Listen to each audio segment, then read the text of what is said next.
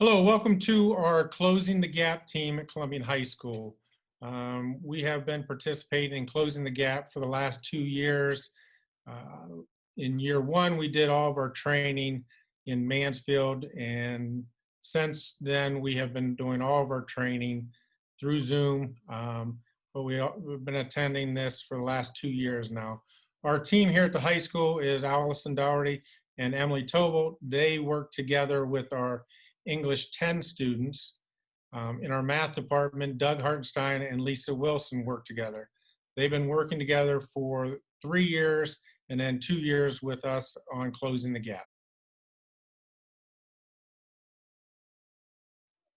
So really our main takeaway from year one has been kind of like looking at, does a student have to be on an IEP or 504 in order for them to have specialized learning?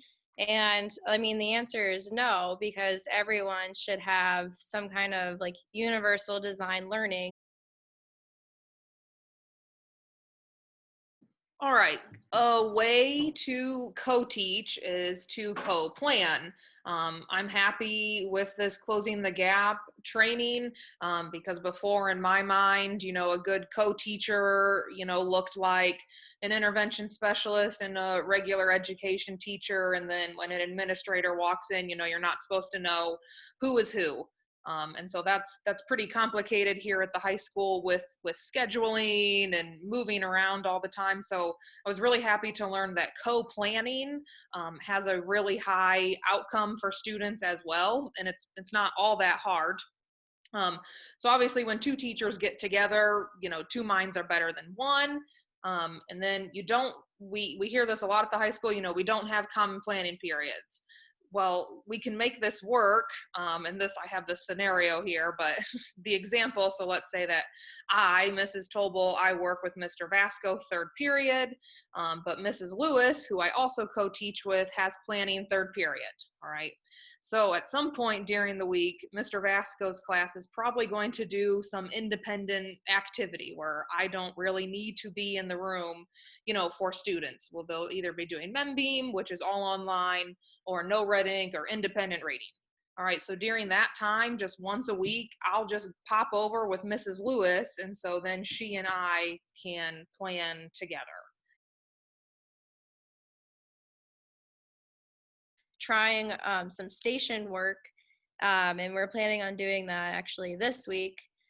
We are starting our second unit, which is over the novel Things Fall Apart. So we have 4 stations in the slide, but with just us and with us being hybrid, we're going to condense it to 3 stations.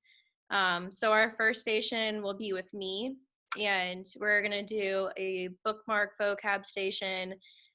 This book takes place in Nigeria, so the goal is for the students to make a bookmark with all the like names of the people and like how to pronounce them, so as they come across it they know how to say it and like what it means.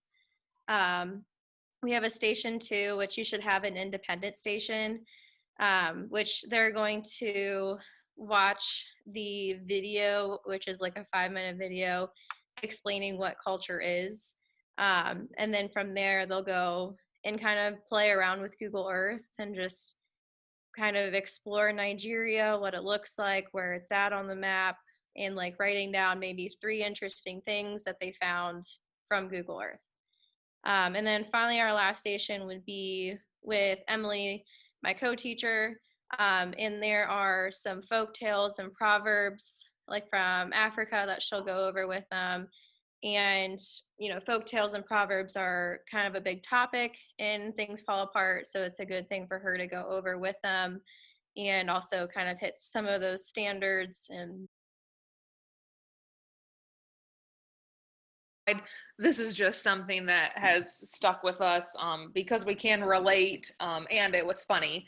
But I'm an intervention specialist, and I have found myself being a Roomba in classrooms before. And so that just means that, like, there's rows of desks, and I've had a pattern, I go up one row, down the other, up another, down the row, and then, oh, don't hit anybody's desks.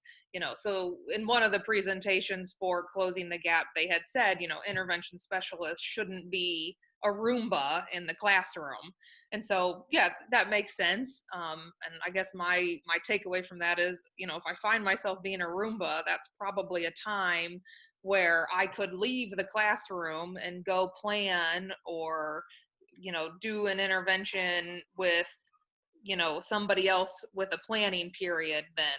So they wanted us to avoid being a Roomba in the classroom.